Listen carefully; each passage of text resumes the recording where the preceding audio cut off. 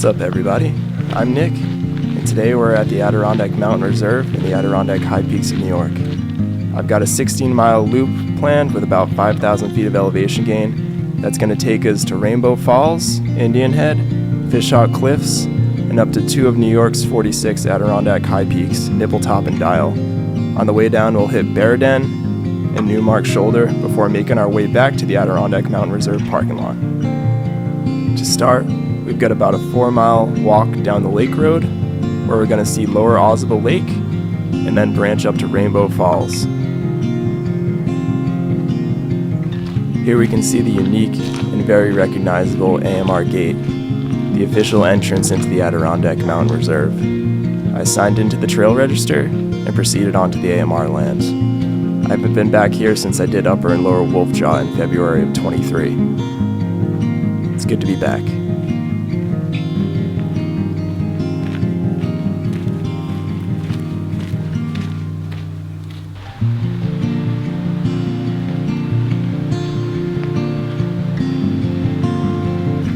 Even though it's only mid-September, we can see that the leaves are already changing in the Adirondack high peaks. It's a long walk out on the lake road, but very moderate with only about 700 feet of elevation gain to where we'll branch off to Rainbow Falls. I passed a few of the trails that you could optionally use to get up to Dial and Nippletop, but my plan for today was to hit Rainbow Falls, go back over Indian Head, and drop down to the Gill Brook trail, which would take us to the Elk Pass trail, where we could head up to Nippletop.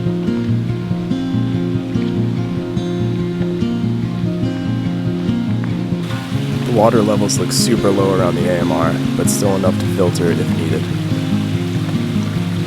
I just about got my camera out in time to capture this little guy crossing a dry stream bed.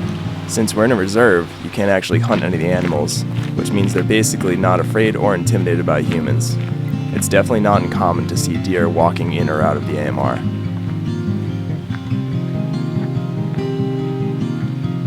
Here's another route you could use to get up to Elk Pass and up to Nippletop, but we're not ready to go there yet.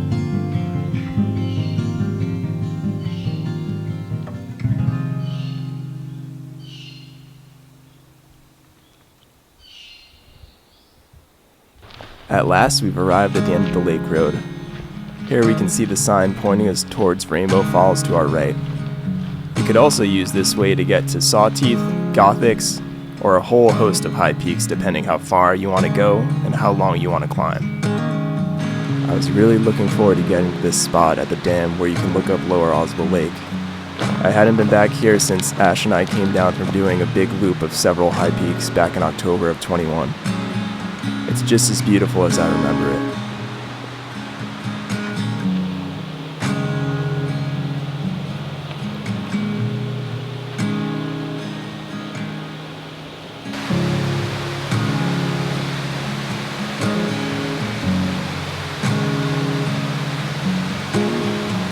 Here we can see Mount Colvin looming over the lake to the left, and the base of Sawteeth to the right.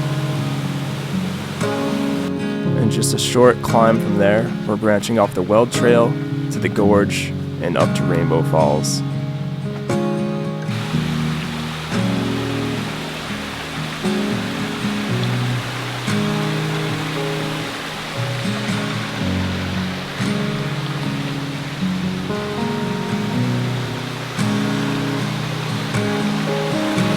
Rainbow Falls is a stunning 100-plus foot cascade.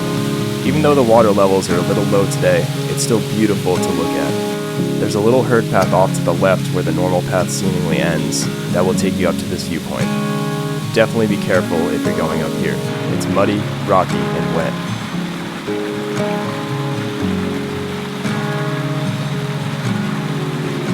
Next, we'll retrace our steps back up to the lake road and up to the path to Indian Head. The sunlight filtering through the trees this morning is super beautiful. You can see the birches are just starting to turn yellow and the maples are just starting to show signs of orange and red, a sign of fall coming.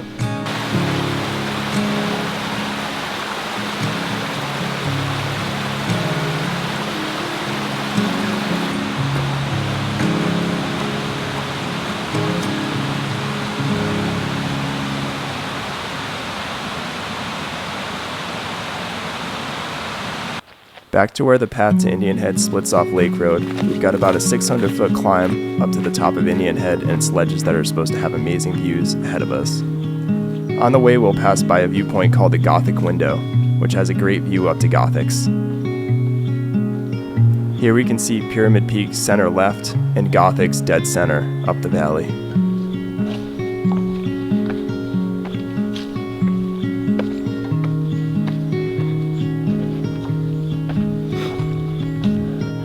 There are a few steps and ladders here and there to help the ascent up to Indian Head, but nothing too crazy. Pretty steady ascent with mostly good footing.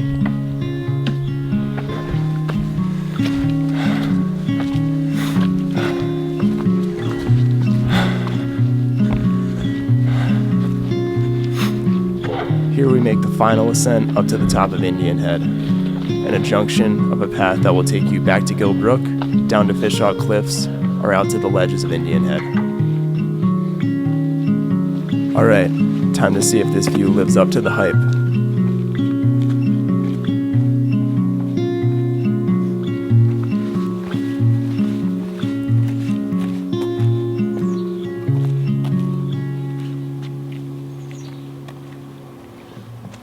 Wow, this view is incredible.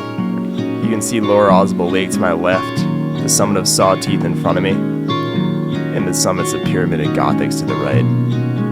Amazing views, and for not too much effort either. Maybe a 500-foot climb.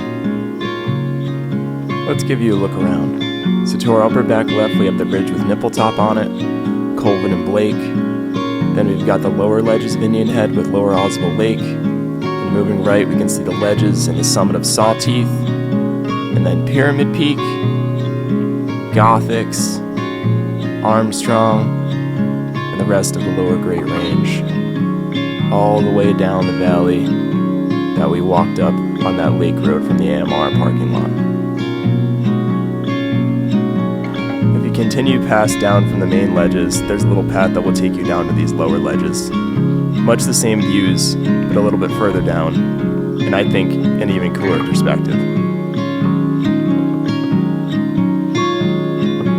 Even though I could absolutely stay here all day and take in the views, I still had a long hike ahead of me, so it was time to get moving down to Fishhawk Cliffs and to another great viewpoint. The trail descended steeply down from Indian Head and then back up a little bit to the 2,600-foot viewpoint of Fishhawk Cliffs. The views from Fishhawk Cliffs were a bit more restricted than Indian Head, but very similar and just as beautiful. It was great to see the foliage popping and the mirrored reflection of the mountains above in Lower Ausable Lake.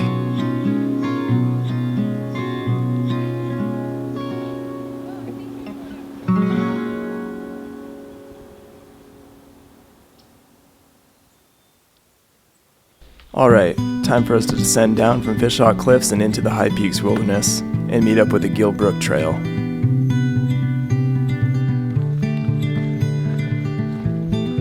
A lot of spider webs. A lot of spider webs this morning. Ugh.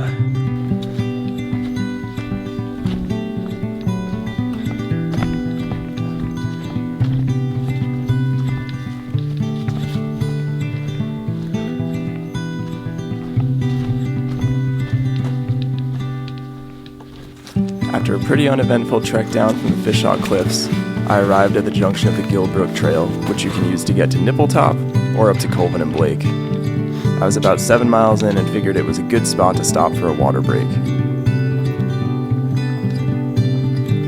Looks like we've got 2.4 miles left to the summit of Nippletop and just about 2,000 feet of elevation gain. Time to keep going.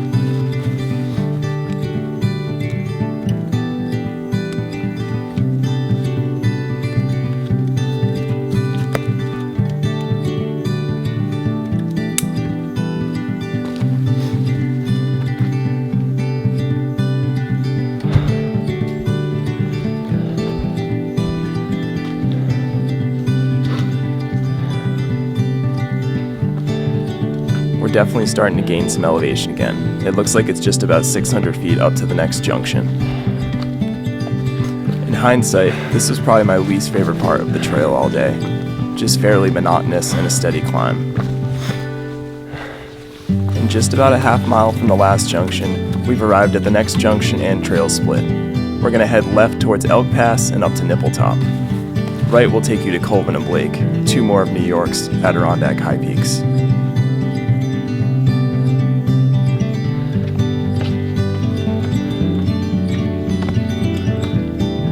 We've got a bit of an uphill side hill section here before we top out and then descend back down to Elk Pass.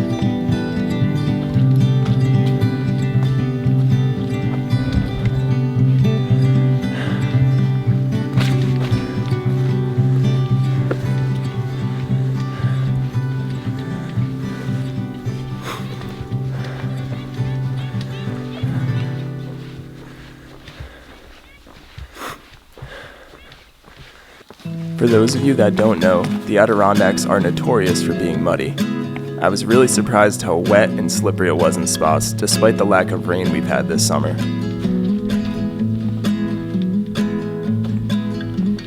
We've arrived at Elk Pass. There's some beautiful marshland here and a few ponds even with the low water levels. Elk Pass basically sits between Nippletop to the east and the ridge of Colvin and Blake to the west. It's worth noting that once you depart Elk Pass, there aren't any reliable water sources on the ridge from Nippletop on down, so I did stop to get some water here that could be filtered later, just in case.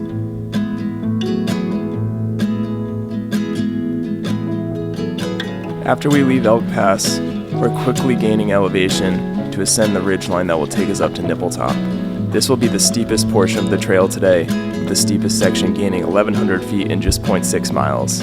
Needless to say, it's time to put the camera away since I'm probably going to need 3 points of contact on some of these wet ledges and scrambles. See you at the top.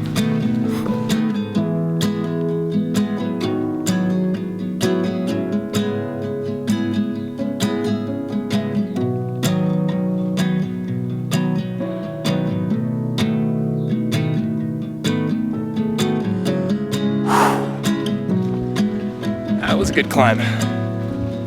Well said. We have the final 0.2 mile push to get to the summit of Nippletop. It has a fault summit right before it, and then we'll descend steeply and quickly back up to the official summit of Nippletop. Some serious mud in here as well.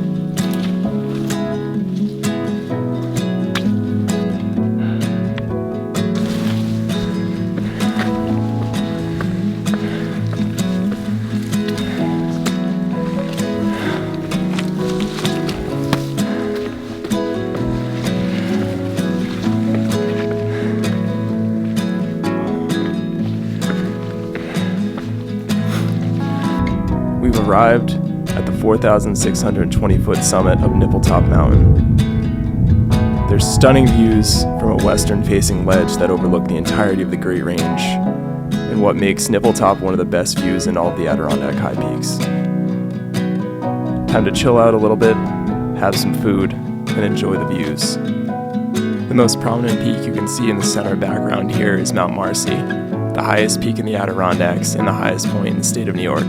Stemming off from Mount Marcy, you can see the rest of the Great Range. In the foreground, a little bit below, you can actually see the summit of Mount Colvin, which we were looking up to from lower Ausable Lake earlier. On the eastern side of Nippletop, there's a little window that looks out onto Dix Mountain and the rest of the Dix Range.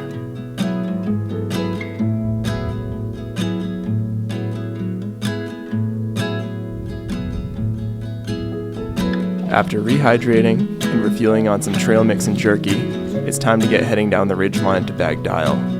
There's some nice views as well to be had going down Nippletop. We're about 6 miles from the AMR parking lot at this point.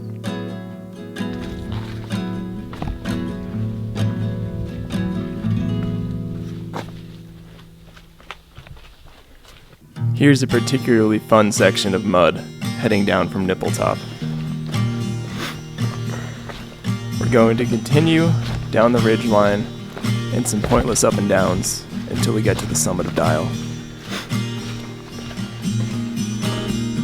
Here's an impressive section of blowdowns as we continue north along the ridge, likely caused by a microburst or some severe storm up high.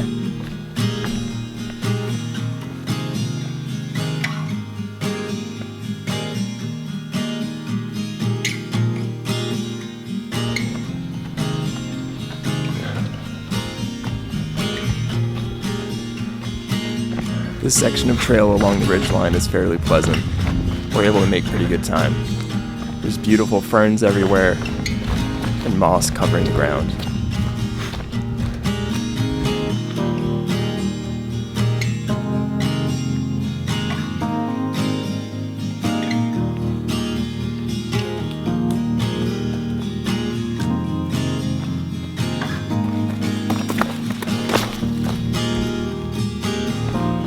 Looks like we're getting close to the summit of Dial, and we've got one last bit of steep left, a couple hundred feet of ascent.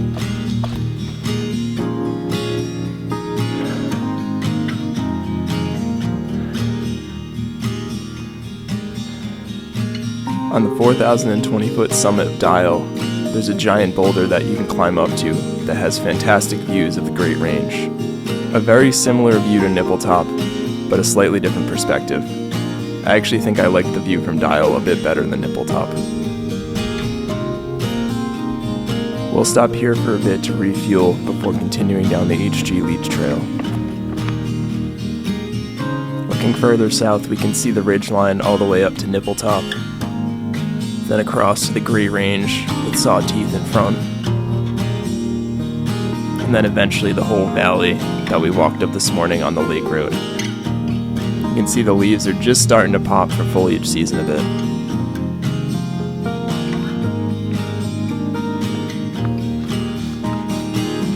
Not a bad spot for some lunch, to say the least. The boulder isn't very large, but it could probably fit 4 or 5 people.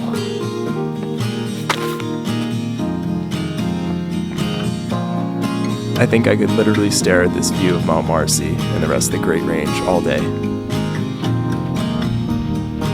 This view looking back up the ridgeline towards Nippletop is pretty cool too. You can see the birches starting to turn with the yellow speckling the mountainsides.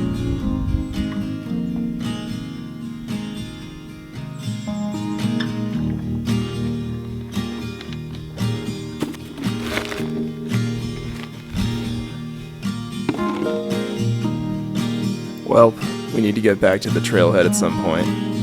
So let's continue along the ridgeline up to Bear Den.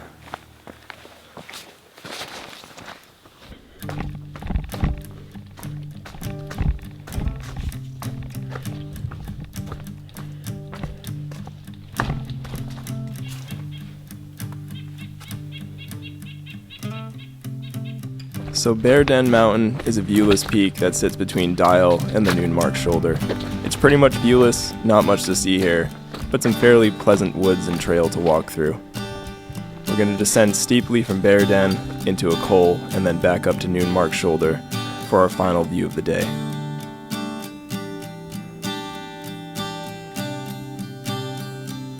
It did look like in the col between Bear Den and Noonmark Shoulder there was a little spot where you might be able to find water if it wasn't so dry, but I wouldn't rely on it while hiking. Hello there, toad friend.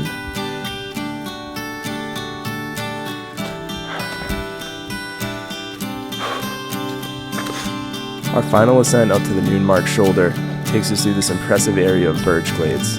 It's amazing to think that this actually recovered from a 1999 wildfire that burned a bunch of acreage here in the park.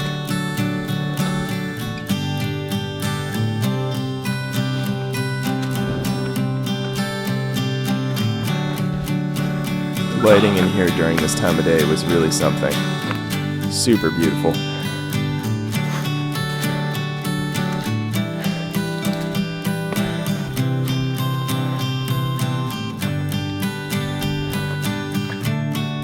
Here we are, finally breaking out onto the open ledges of the Noonmark Shoulder. At 3,087 feet, the Noonmark Shoulder is aptly named since it's a shoulder that branches a bit south off Noonmark Mountain.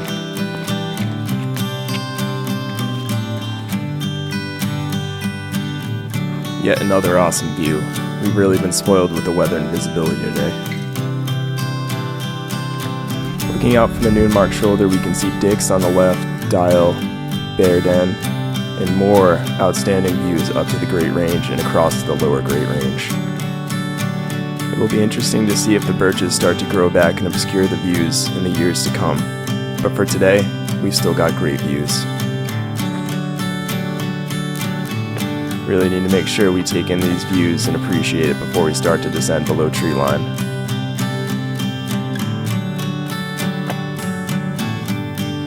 At this point, we've got about 1.7 miles left of the lake road and 3 miles left of the car, and I don't think there's going to be much in the way of views, so I'm going to stash my camera in my pack, and we'll see you in the next one.